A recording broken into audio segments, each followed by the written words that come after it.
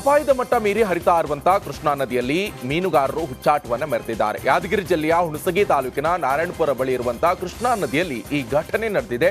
ಇತ್ತೀಚೆಗಷ್ಟೇ ಯುವಕನೋರ್ವ ನದಿ ಪಾಲಾಗಿದ್ರು. ಎಚ್ಚೆತ್ತುಕೊಳ್ಳಿರುವಂತಹ ಮೀನುಗಾರರು ಕೃಷ್ಣಾ ನದಿಯಲ್ಲಿ ಬಲೆ ಹಿಡಿದುಕೊಂಡು ಟ್ಯೂಬ್ ಮೇಲೆ ಓಡಾಡ್ತಿದ್ದಾರೆ. ಹೀಗಾಗಿ ಕೂಡಲೇ ನಾರಾಯಣಪುರ ಡ್ಯಾಂ ಬಳಿ ಪೊಲೀಸ್ ಗಸ್ತು ನಿಯೋಜಿಸಿ ಮುಂದಾಗುವಂತ ಅನಾಹುತ ತಡೆಯಬೇಕಾಗಿದೆ.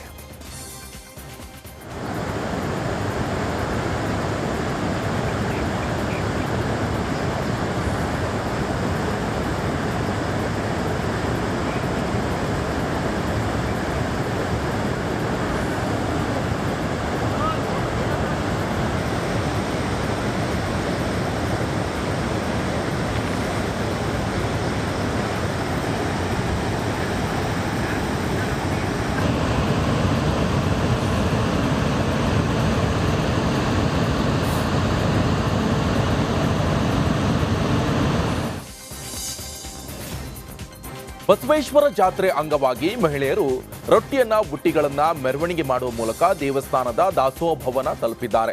ವಿಜಯಪುರ ಜಿಲ್ಲೆಯ ಬಸವನ ಬಾಗೇವಾಡಿ ಪಟ್ಟಣದಲ್ಲಿ ಈ ಘಟನೆ ನಡೆದಿದೆ. ಸ್ಥಳೀಯ ವಿರಕ್ತ ಮಠದಲ್ಲಿ ಬಸವಣ್ಣನವರ ಭಾವಚಿತ್ರ ಹಾಗೆ ರೊಟ್ಟಿಯ ಬುಟ್ಟಿಗಳಿಗೆ ಸಿದ್ದಲಿಂಗ ಸ್ವಾಮೀಜಿ ಪೂಜೆ ಸಲ್ಲಿಸಿ ಮೆರವಣಿಗೆಗೆ ಚಾಲನೆಯನ್ನ ಕೊಟ್ಟಿದ್ದಾರೆ. ನಂತರ ಮಹಿಳೆಯರು ರೊಟ್ಟಿಯ ಬುಟ್ಟಿಯನ್ನ ತಲೆ ಮೇಲೆ ಹೊತ್ತುಕೊಂಡು ಬಸವ ಜನ್ಮ ಸ್ಮಾರಕ, ಪಲ್ಲೆದಕಟ್ಟಿ, ಅಗಸಿ, ಬಸವೇಶ್ವರ ವೃತ್ತದ ಮಾರ್ಗವಾಗಿ ದೇವಸ್ಥಾನಕ್ಕೆ ತೆರಳಿದ್ದಾರೆ. ಇನ್ನು ಜಾತ್ರೆಗೆ ವಿವಿಧೆಡೆಯಿಂದ ಸಾವಿರಾರು ಭಕ್ತರು ಆಗಮಿಸಿದರು.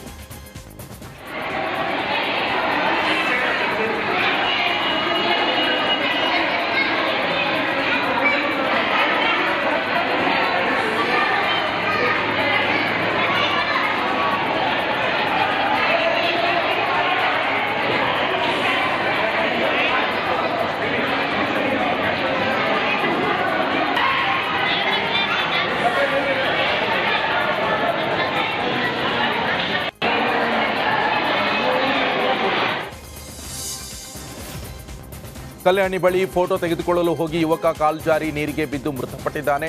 ಶಿವಮೊಗ್ಗ ಜಿಲ್ಲೆಯ ಶಿಕಾರಿಪುರ ತಾಲೂಕಿನ ಉಡುತಡಿಯಲ್ಲಿ ಈ ಘಟನೆ ನಡೆದಿದೆ. ಸ್ನೇಹಿತರೊಂದಿಗೆ ಅಕ್ಕಮಹಾದೇವಿಯ ಜನ್ಮಸ್ಥಳ ನೋಡಲು ಹೋಗಿರುವಂತಹ ವೇಳೆ ಈ ಅವಘಡ ಸಂಭವಿಸಿದೆ. ಶಿರಾಳಕೊಪ್ಪ ಪೊಲೀಸ್ ಠಾಣಾ ವ್ಯಾಪ್ತಿಯಲ್ಲಿ ಪ್ರಕರಣ ದಾಖಲಾಗಿದೆ. ಉಡುಪಿಯಲ್ಲಿ ಇನ್ನೆರಡು ದಿನ ಶ್ರೀಕೃಷ್ಣ ಜನ್ಮಾಷ್ಟಮಿಯ ಸಂಭ್ರಮ ಮುಂದುವರಲಿದೆ. ಆಗಸ್ಟ್ 26 ಸೋಮವಾರ ಶ್ರೀಕೃಷ್ಣ ಜನ್ಮಾಷ್ಟಮಿ, ಆಗಸ್ಟ್ 27 ಮಂಗಳವಾರ ವಿಟ್ಲಪಿಂಡಿ ಮಹೋತ್ಸವದ ಹಿನ್ನೆಲೆ 2 ದಿನಗಳ ಕಾಲ ರಥ ಬೀದಿಯಲ್ಲಿ ಹರಿ ಭಜನೆ ನಡೆಸಲಾಗುತ್ತದೆ. ಇನ್ನು ಬಾಣಸಿಗರು ಲಕ್ಷಾಂತರ ಉಂಡೆ ಚಕ್ಕುಲಿಯನ್ನು ತಯಾರಿಸಿದ್ದು 108 ಬಗೆಯ ಉಂಡೆ ಚಕ್ಕುಲಿ ಭಕ್ತರಿಗೆ ಲಭ್ಯ ಇವೆ. ಪರ್ಯಾಯ ಶ್ರೀ ಪುತ್ತಿಗೆ ಮಠದ ನೇತೃತ್ವದಲ್ಲಿ ವಿವಿಧ ಕಾರ್ಯಕ್ರಮಗಳನ್ನು ಆಯೋಜನೆ ಮಾಡಲಾಗಿದೆ.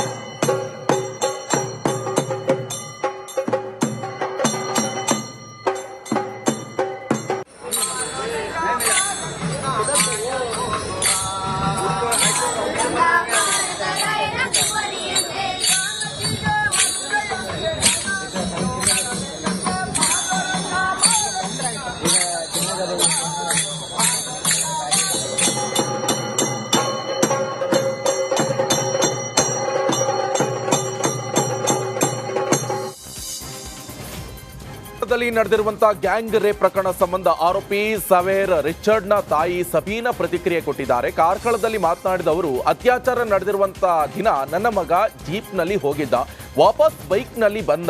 ಸವೇರ ಗಾಬರಿಯಾಗಿದ್ದ. ಎಲ್ಲಿಂದ ಬಂದೆ ಅಂತ ಕೇಳಿದ್ದಕ್ಕೆ ತಡವರಿಸಿದ.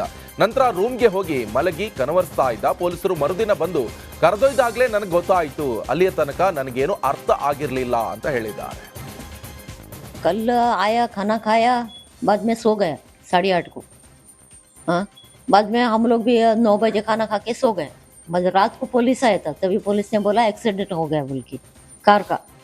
तो मैंने उसको पूछा नहीं कार किधर है बोल के, तो उन्होंने बोला कार का एक्सीडेंट हो गया है इसलिए उसको लेके जाता है, कल सुबह छोड़ देगा, ऐसा बोला. इतना ही बोला. दूसरे इसका बारे में मेरे को थोड़ा भी मालूम नहीं है ऐसा हुआ बोल के. लेकिन मेरे को विश्वास है क्या मेरा बेटा गलती नहीं करता है, नहीं किया ऐसा काम कभी नहीं करता है वो, क्योंकि आज तक काम नहीं किया उसने. क्योंकि मेरा बेटी लोग भी है, बहन लोग भी है, उसको वो क्यों करेगा, उसको इसमें फंसा लिया गया है. और मुस्लिम लोग ये इसका 1 का 4 लगा देते हैं, लेकिन उसको फंसा है इसमें. उसका कोई गलती नहीं है, क्योंकि वो आता है, काम से आता है, खाना खाता है, सोता है और किधर जाता नहीं। और पीने का है तो 1 बियर नहीं तो 2 बियर लाता है, खाना खाता है, पीता है।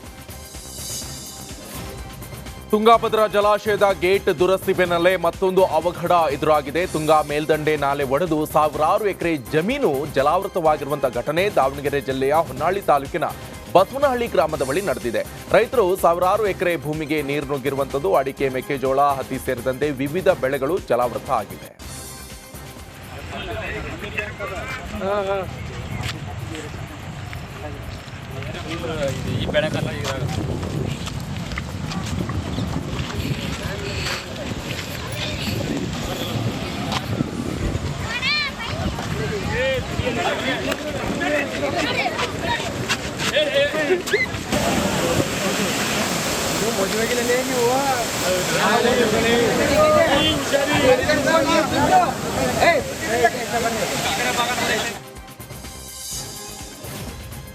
ನಮ್ಮ ಶಾಸಕರಿಗೆ ಬಿಜೆಪಿ ನಿರಂತರವಾಗಿ ಆಫರ್ ಅನ್ನ ನೀಡ್ತಾ ಇದೆ ಅಂತ ಮಡಿಕೇರಿಯಲ್ಲಿ ಕಾಂಗ್ರೆಸ್ ವಕ್ತಾರ ಎಂ ಲಕ್ಷ್ಮಣ್ ಹೇಳಿದ್ದಾರೆ. ಸರ್ಕಾರವನ್ನ ಬೀಳಿಸಿ ಅಧಿಕಾರ ಹಿಡಿಯಲು ಬಿಜೆಪಿ ಸಂಚನ ನಡೆಸ್ತಾ ಇದೆ. ಬಿಜೆಪಿ ಆರ್ಎಸ್ಎಸ್ ರಕ್ತದಲ್ಲೇ ಇದು ಬಂದಿದೆ. ಗಣಿಗ ರವಿ ಹೇಳಿಕೆಯಲ್ಲಿ ಸತ್ಯಾಂಶ ಕಾಣ್ತಾ ಇದೆ ಅಂತ ಕಾಂಗ್ರೆಸ್ ವಕ್ತಾರ ಎಂ ಲಕ್ಷ್ಮಣ್ ಹೇಳಿದ್ದಾರೆ.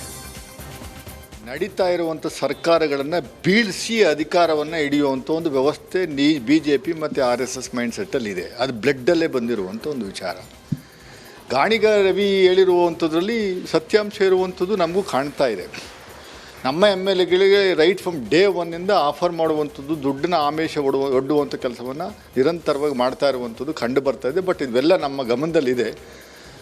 ಸಿದ್ದರಾಮಯ್ಯ ಸಾಹೇಬರು ಮತ್ತು DK ಶಿವಕುಮಾರ್ ಅವರು ಹೈಕಮಾಂಡ್ ಗಮನಕ್ಕೆ ತಂದಿರುವಂಥ ಕೆಲಸವನ್ನು ಮಾಡ್ತಾ ಇದ್ದಾರೆ. ಅದರ ಒಂದು ಭಾಗವಾಗಿಯೇ ಸಿದ್ದರಾಮಯ್ಯನವ್ರ ವಿರುದ್ಧ ಒಂದು ಷಡ್ಯಂತ್ರ ರೂಪಿಸಿ ಮೂಢ ಹಗರಣವನ್ನು ಏನೂ ಇಲ್ಲದೇ ಇರುವಂಥ ಒಂದು ವಿಚಾರವನ್ನು ಮುನ್ನೆಲೆಗೆ ತಗೊಂಬಂದು ಜನರನ್ನ ದಿಕ್ಕು ತಪ್ಪಿಸುವಂಥ ಕೆಲಸವನ್ನು ನಿರಂತರವಾಗಿ ಏನು ಮಾಡ್ತಾ ಇದ್ದಾರೆ, ಇದು ಜನಸಾಮಾನ್ಯರು ಅರ್ಥ ಮಾಡ್ಕೊಬೇಕು. ಸಿದ್ದರಾಮಯ್ಯನವ್ರನ್ನ ಇಳಿಸ್ಬೇಕು, ಕಾಂಗ್ರೆಸ್ ಪಕ್ಷವನ್ನು ಬೀಳಿಸ್ಬೇಕು ಅನ್ನುವಂಥದ್ದು ಒಂದು ಕಡೆ ಆದರೆ,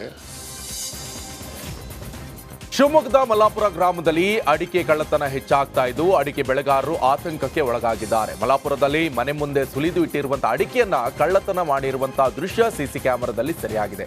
ಈಶ್ವರರಾವ್ ಬಾಳೋಜಿ ಅವರಿಗೆ ಸೇರಿರುವಂತಹ ಅಡಿಕೆಯನ್ನ ತಡರಾತ್ರಿ ಬೊಲೆರೋ ವಾಹನದಲ್ಲಿ ಬಂದಂತಹ ಕಳ್ಳರು ಕದ್ದು ಪರಾರಿಯಾಗಿದ್ದಾರೆ. ಅಂದಾಜು ಸುಮಾರು 50,000 ರೂಪಾಯಿ ಮೌಲ್ಯದ 200 ಕೆಜಿ ಅಡಿಕೆ ಕಳ್ಳತನ ಆಗಿದ್ದು ಹೊನ್ನೂರು ಪೊಲೀಸ್ ಠಾಣೆಯಲ್ಲಿ ಪ್ರಕರಣ ದಾಖಲಾಗಿದೆ. ಯುವಕಿಯರು ಬೈಕ್ ವೀಲಿಂಗ್ ಮಾಡಿ ಪುಂಡಾಟ ಮಾಡ್ತಿದ್ದಾರೆ. ಬೈಕ್ ವೀಲಿಂಗ್ ಮಾಡುವವರಿಗೆ ಹುಬ್ಬಳ್ಳಿ ಧಾರವಾಡ ಪೊಲೀಸರು ಬಿಸಿ ಮುಟ್ಟಿಸಿದ್ದಾರೆ. ಸೋಷಿಯಲ್ ಮೀಡಿಯಾದಲ್ಲಿ ವೀಲಿಂಗ್ ಪೋಸ್ಟ್ ಹಾಕಿರುವಂತಹ ಯುವತಿ ಮೇಲೆ ಪೊಲೀಸರು ಕಾನೂನು ಕ್ರಮ ಕೈಗೊಂಡಿದ್ದಾರೆ. ಉದ್ಯೋಗ ಕೊಡಿಸುವುದಾಗಿ ನಂಬಿಸಿ ಯುವಕರಿಗೆ ಪಂಗನಾಮ ಹಾಕ್ತಾ ಇರುವಂತಹ ಖದೀಮರನ್ನ ಹಾವೇರಿ ಕ್ರೈಂ ಪೊಲೀಸರು ಹೆಡೆಮುರಿ ಕಟ್ಟಿದ್ದಾರೆ. ಇನ್ನು ಸಣ್ಣ ಪೊಲೀಸ್ ಠಾಣೆಯ ಇನ್ಸ್ಪೆಕ್ಟರ್ ಶಿವಶಂಕರ್ ಗಣಾಚಾರಿ ನೇತೃತ್ವದಲ್ಲಿ ನಡೆದಿರುವಂತಹ ಕಾರ್ಯಾಚರಣೆಯಲ್ಲಿ ಆರೋಪಿ ಸಿದ್ದಪ್ಪನನ್ನ ಬಂಧಿಸಲಾಗಿದೆ. ಆರೋಪಿ ಸಿದ್ದಪ್ಪ ಕೆಲಸ ಕೊಡಿಸುವಂತಹ ನೆಪದಲ್ಲಿ ವಿವಿಧ ಫೋನ್ ನಂಬರ್ಗೆ 86,000 ರೂಪಾಯಿ ಹಣವನ್ನ ತೆಗೆದುಕೊಂಡಿದ್ದಾರೆ.